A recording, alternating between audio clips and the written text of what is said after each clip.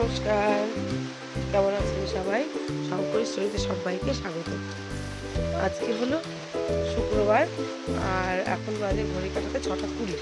ঘুম থেকে উঠেছি যখন তখন বাজে 5টা 20, কিন্তু উঠে দেখি চারিদিকে এত মেঘ। এখনও মেঘ দেখা যাচ্ছে, দেখুন বৃষ্টি শুরু হয়ে গেছে। বৃষ্টি চলছে, তখন বোধহয় কটা বাজে, এই 6টা নাগাদ শুরু হয়েছে বৃষ্টি। মেঘ তখন তো পুরো কালো হয়েছিল, আর এখন সারা আকাশে মেঘটা ছেয়ে গেছে। বুঝতেই পারছেন আকাশের অবস্থা কেমন। আর এই বৃষ্টি মনে হয় সারাদিনই চলবে, থামবে না, টুকটাক টুকটাক করে চলবেই সারাদিন।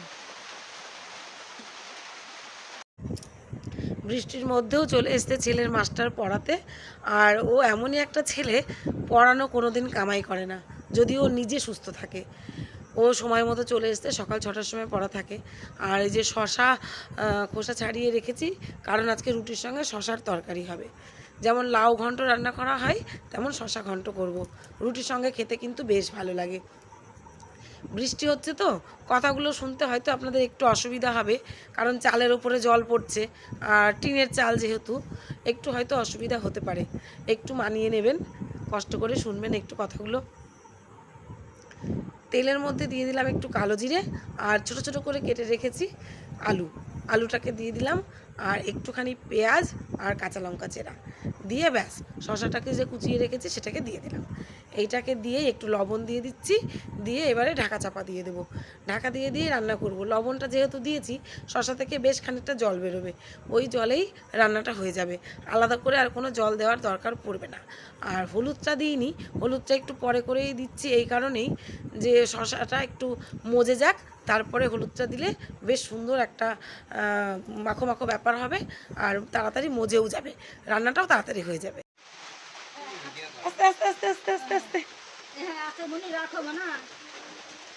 মাছ আর মাসির কাছে বাজার।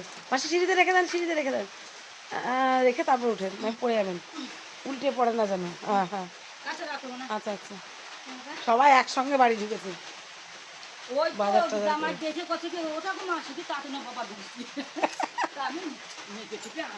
তোমার চটি পাই দিয়ে গিয়েছে সুশান্ত, সেই জন্য। বাজার থেকে কি মাছ নিয়ে এসছে একটু দেখে নিন। নিয়ে এসেছে কাতলা মাছ। আমি বলেছিলাম খুব বেশি মাছ আনার দরকার নেই, 8 পিস মতো আনলেই আমাদের হয়ে যাবে। তো 8 পিস মতো নিয়ে এসেছে কাতলা মাছ। আর মাসি আবার একটুখানি মাছের তেল চেয়ে নিয়ে এসছে, বলছে একটুখানি মাছের তেল রয়েছে, তেলটা নাকি খুব সুন্দর, মাছওয়ালাকে বলছে আমাদের দিয়ে দাও, তা উনি আবার দিয়ে দিয়েছেন। তো সেই মাছের তেলটুকু দিয়ে করব বেগুন, কারণ ওটা আমার ছোটো ছেলেও খেতে খুব পছন্দ করে, আর মাসিও খেতে খুব পছন্দ করে। এই মাছের ঝোল হবে, আর হবে হচ্ছে মাছের তেল বেগুন দিয়ে। এখানে মাছের ঝোলটা করব ফুলকপি আলু আর বড়ি দিয়ে, কারণ শীতকালে যে বড়িটা দিয়েছিল আমার শাশুড়ি মা, সেই বড়িগুলো আমার ছেলে তো বড়ি খেতে খুব ভালোবাসে, ওর আর খাওয়া হয়নি, তাই ও বলেছিল মা আমার জন্য কিন্তু বড়ি রেখে দেবে, তাই বড়ি দিয়ে ঝোল হবে। এখন দুপুরে রান্নাবান্না শুরু হয়ে গেছে, মাছ ভাজা আলু ভাজা বড়ি ভাজা এখানে করে রাখা আছে, আর এখানে যে ফুলকপিটা ভাজা হয়েছে, আলু বড়ি ফুলকপি দিয়ে মাছের ঝোল হবে। আর এদিকে এই যে বসিয়েছি উচ্ছে চচ্চড়ি, আর এখানে হচ্ছে একটু মাছের তেল বেগুন দিয়ে। এই হচ্ছে আজকে রান্না, আলাদা করে আর অন্য কিছু করবো না। এমনিতেই বৃষ্টি চারিদিকে ফ্যাচফেচে, আর স্যাঁতস্যাঁতে আবহাওয়া, কিন্তু গরম কমেনি জানেন। তবে যেই ভ্যাপসা পচা গরমটা দুদিন কষ্ট পাচ্ছিলাম, সেইটা একটু কমেছে।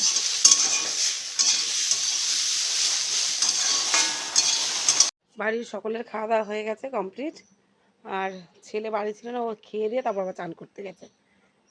এখন এই বেলাটা মনে হচ্ছে একটু মেঘ হবে না, একটু রোদ্দুর রোদ্দুর ভাব আছে, কিন্তু আবার গরম পড়ছে খুব। সকালের দিকটা বৃষ্টি হচ্ছিল তো বেশ ঠান্ডাটা ঠান্ডা ঠান্ডা ভাব ছিল, গরমটা কম ছিল। এখন আবার তা নয়, এখন একটু রোদ রোদ উঠেছে, আর মারাত্মক গরম। এই ঠান্ডা গরমে কিন্তু শরীর খারাপও করছে মানুষের, প্রচুর ঠান্ডা গরম লেগে যাচ্ছে। আর ছোটোবাবু কী করছে একটু দেখি। এই যে উনি একটু ব্যস্ত রয়েছেন, কারণ ওনার আবার পড়া আছে সন্ধ্যাবেলায় 6টার সময়, সেই সমস্ত কাজকর্মই চলছে। যে মাসি এসে গেছে, মাসির আস্তে আস্তে এত দেরি হলো কেন, ঘুমিয়ে পড়েছিলেন? আমি বুঝতে পারছি যে ঠিক ঘুমাচ্ছে, নাহলে তো এতক্ষণ লাগার কথা না। মাসির খাওয়া দাওয়া কাজকর্ম হয়ে গেছে, দুজনে মিলে রেডি হয়ে বিকেলবেলায় এখন বেরিয়ে পড়েছি ও বাড়ি যাওয়ার জন্য। অটো এসে গেছে আর এখন অটোতে করেই যাব, কারণ স্কুটিটা ছেলে বলছে একটু রেখে যেতে, ও একটু ঘুরতে বেরোবে, ও তো সবসময় বাড়িতে থাকে না, সেই জন্য ওর বাবা আর স্কুটিটা নিল না, অটোতে করেই দুজনে মিলে যাচ্ছি। ও যখন রাতের বেলায় ফিরবে তখন আবার ছেলে গিয়ে নিয়ে আসবে। দেখেছেন বৃষ্টির জন্য কেমন রাস্তাঘাটে প্যাচপ্যাচে কাদা হয়েছে, আর গ্রামের দিক তো এই দিকটা একটু বেশিই কাদা হয়। আর এখন যাচ্ছি মাঠের মধ্যে দিয়ে, আর মূলত রাস্তাটা আমাদের মাঠের মাঝখান দিয়েই, ওই জন্য চারিদিকে দেখতে পাচ্ছেন সবুজ গাছপালা ভর্তি। আর মাঠে কিন্তু ওই যে কলা বাগান দেখতে পাচ্ছেন, আরও নানা রকম চাষাবাদও হয়েছে। কিন্তু রাস্তার দুধারে যে পার্থেনিয়ামগুলো বড় হয়েছে, এগুলো মারাত্মক ক্ষতি করে শরীরের। এই পার্থেনিয়ামগুলো কাটছেও না, আশেপাশের লোকজনও দায়িত্ব নিয়ে কিন্তু কাটতে পারে। পার্থেনিয়ামে তো আমাদের দূরের লোক যারা আমরা, তাদের তো ক্ষতি করবে না, যারা আশেপাশে থাকে, যারা সবসময় প্রতিনিয়ত চলাচল করে, তাদের তো ক্ষতি করবে মারাত্মকভাবে। তো তারাও যদি একটু কেটে দেয় তাহলে কিন্তু ভালোই হয়। কেটে এক জায়গায় জড়ো করে রেখে দিলেই রোদে শুকিয়ে যাবে, একদিন একটু ধরিয়ে দিলেই হয়ে গেল, তাহলে পুড়ে গেল, পুরো সাফ হয়ে গেল। তা নয়, কেউ কিচ্ছু করবে না, যদি পঞ্চায়েত থেকে করালো তাহলে হলো, না হলে ওরকমভাবেই পড়ে থাকবে। কিন্তু এটা তো ঠিক নয়, তাই না? সবাইকেই সচেতন হওয়া উচিত। চলে এসেছি একটু গান শুনতে, আমাদের গ্রামে এখানে কীর্তন গান হচ্ছে। আগের দিন এসেছিলাম নাম কীর্তন শুনতে, আর আজকে হচ্ছে লীলা কীর্তন। তো ভাবলাম একটু লীলা কীর্তন শুনে যাই, আমি আবার একটু কীর্তন শুনতে খুব ভালোবাসি। আর এখন যিনি উঠেছেন ইনি একজন মহিলা, এনার নাম হচ্ছে শিবানী সরকার। আর ইনি উঠেছেন একটু আগেই, সবেমাত্র পালা শুরু হচ্ছে। যাই হোক, একটু শুনি, তারপর আবার বাড়ি ফিরবো। বেশিক্ষণ তো শুনতে পারবো না, আবার অটোতে করেই ফিরতে হবে, রাত হয়ে গেলে তাহলে আর অটো পাবো না। সেই জন্য অটো আসা পর্যন্ত, মানে লাস্ট অটো আসা পর্যন্ত একটু গান শুনবো বসে, তাহলে আর কি। আর ভিডিওটি লম্বা করব না, ভিডিওটি এখানেই শেষ করব।